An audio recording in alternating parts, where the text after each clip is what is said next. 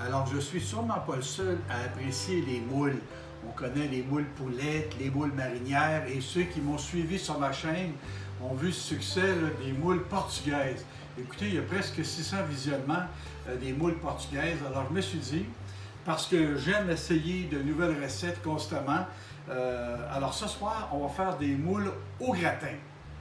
Les ingrédients, à part les moules, écoutez, les emballages, par chez moi, les emballages, ça ressemble à 1,8 kg. Ça va nous prendre aussi 125 ml. En passant, mon ami Gilles, mon ami français de Dauphiné, qui me reprochait un petit brin, mais très poliment, là, il aurait voulu les mesures en français, c'est-à-dire en métrique. Alors ce soir, je me force et dorénavant, je vais me forcer pour vous donner les mesures dans les deux langues, si vous voulez. Alors, on va avoir ici une demi-tasse de vin. Alors, 125 ml, on va avoir 250 ml, c'est-à-dire une tasse de crème, une cuillerée à table, 15 ml de beurre. On va avoir une gousse d'ail hachée excessivement fin. On va avoir un oignon haché fin aussi. Et ici, regardez, haché fin les champignons, c'est l'équivalent d'une barquette comme on vend chez nous, qui sont autour de 225 ml. Et ici, là, j'allais dire une coupe de poignée de chapelure, alors mettons 50 ml pour être plus précis, là. Et on va avoir besoin aussi de 2 cuillères à table environ de basilic, à savoir 30 ml. Admettez que je commence à me débrouiller et il va sentir, on va assaisonner avec du poivre bien moulu et du sel. Alors, vous savez, c'est pas compliqué, hein, préparer les moules, hein, il n'y a rien de plus simple, là. Alors on les rince comme il faut à l'eau froide et on les ébarbe et puis après ça, on les met carrément dans un gros chaudron. Et dans ce cas ici, avec le 125 ml, là, la demi-tasse de vin blanc, on met ça sous couvercle. On fait aller ça pendant environ 5 minutes en les brassant de temps en temps. Et après ça, lorsqu'elles sont toutes ouvertes, alors on met ça de côté, on élimine celles qui ne sont pas encore ouvertes et on les sort de leur coquille et on filtre le jus dans une passoire au cas où il y aurait par exemple quelques grains de sable. Mais vous savez aussi que j'aime vous donner quelques petits tuyaux, des fois quelques astuces. Moi j'ai trouvé, j'en ai déjà parlé sur un autre, j'ai trouvé des moules qui sont pré-cuites. Regardez, ils sont pré-cuites, ils viennent dans un sac loin de, je pense que c'est 2 kg justement, là. Elles sont très très bonnes, j'ai fait l'expérience. Alors elles sont toutes du même format pratiquement, elles sont succulentes. Alors je vais procéder un peu autrement puisque je n'ai pas à les cuire avec la coquille, attendre que ça rouvre. Alors pour modifier un peu la recette avec mes moules qui sont déjà prêtes, alors j'ai mis dans une casserole, j'ai mis la demi-tasse de vin, le 100 ml, et je vais mettre pendant quelques minutes seulement pour que les moules prennent le goût du vin. Et je vais rajouter, si nécessaire, un peu de liquide. Dans ce cas ici, c'est du jus de palourde pour compenser le jus naturel qu'on aurait eu si on aurait utilisé les coquilles. Alors, si vous avez utilisé les moules entières avec leurs coquilles, là, alors vos moules, après 4-5 minutes, sont toutes ouvertes.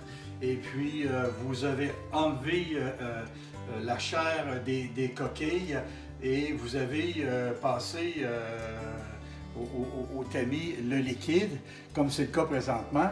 Et ce que nous allons faire, nous allons prendre le liquide, nous allons remettre ça dans un chaudron. Dans votre cas, votre chaudron est sûrement beaucoup plus gros que ça, parce que vous aviez les coquilles.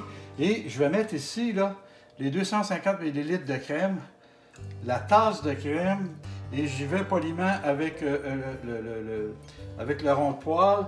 On va réduire ça de moitié. Alors, faites attention, regardez,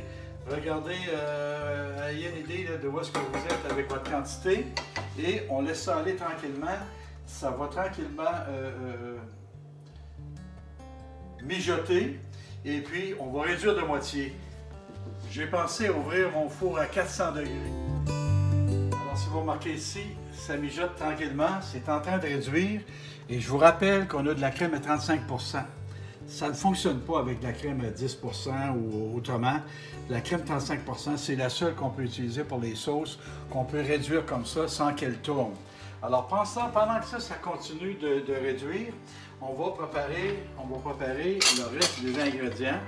Alors, notre beurre qu'on va mettre ici, comme ça. Et notre beurre ici. Et ce qu'on va faire, on va commencer par l'oignon. On ne mettra pas l'ail tout de suite parce qu'on ne voudra pas qu'il grille l'ail. Alors, on va mettre environ 3 minutes là. On va faire tomber notre oignon. On fait moyen environ ici. Et dans environ 3 minutes, je pourrais ajouter l'ail et à ce moment-là, je vais être sûr qu'elle ne brûlera pas parce que ça crée une amertume, ça change le goût. Et en même temps, j'ai ajouté des champignons. Alors, je disais 3 minutes, mais vous savez que c'est bien aléatoire. Hein? Dans un livre de recettes, marqué 3 minutes, mais ça dépend de la force de votre poêle, ça dépend de votre chevron et tout ça.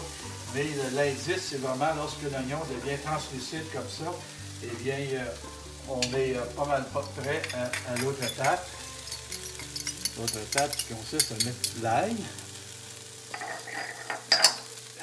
l'ail et tout de suite les champignons. Ça paraît beaucoup, hein, mais comme je vous dis, c'est une barquette, là, 225 ml de champignons et on laisse ça aller tranquillement.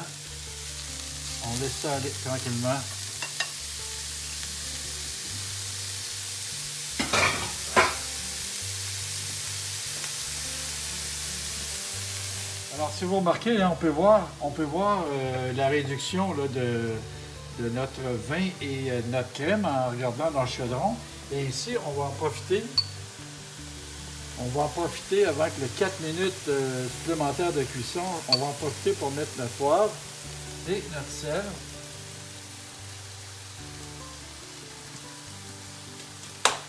J'en ai moins pour rectifier plus tard.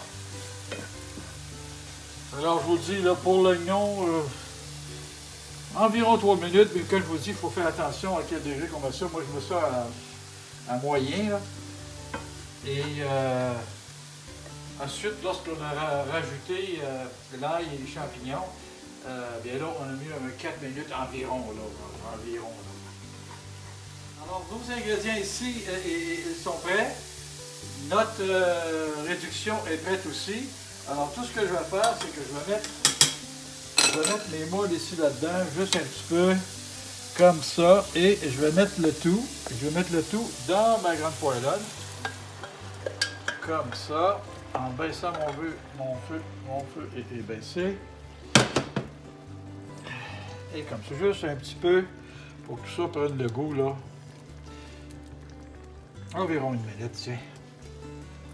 Alors, les herbes à la fin seulement, comme ça, tranquillement. On goûte pour vérifier les assaisonnements. Oh, excellent. Alors, on se déplace et on va mettre ici dans 4 plats de service qui vont au four, bien entendu, comme ça. Alors, ça fonctionne pour les quantités. Et un petit peu de jus là. Un petit peu de jus là. De jus que dis-je, de sauce. Comme ça. Et un petit peu ici. Alors, nous y sommes. Et voilà. Et ce qu'il nous reste à faire, il nous reste simplement à saupoudrer un peu. En fait, ça protège au four à 400 degrés. La chapelure, ça donne un petit goût, mais ça protège aussi pour ne pas assécher et surcuire nos aliments sur le dessus. Comme ça.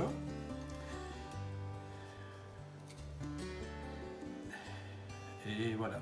Et on met tout ça au four 10 minutes à 400 degrés sur la grille au centre du four. Alors, on enfourne. On enfourne pour 10 belles minutes. Et voilà, la compte est partie. Alors, nos 10 minutes au four sont terminées.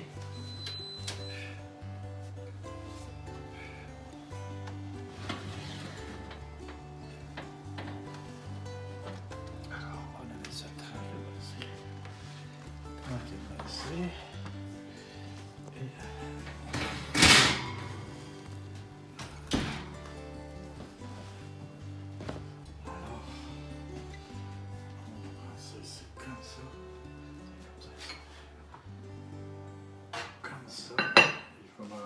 Je vais m'arranger pour ne pas me brûler. Et une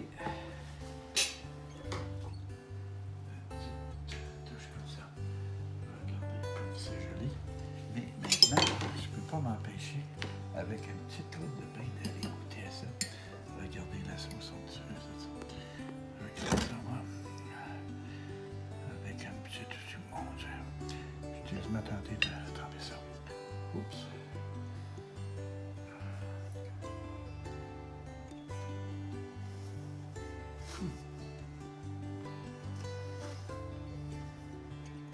Je viens d'ajouter une autre recette de moule à ma liste de recettes intéressantes. Alors, il reste à vous souhaiter bon appétit. À la semaine prochaine. Et abonnez-vous s'il vous plaît. Et bonne bouffe!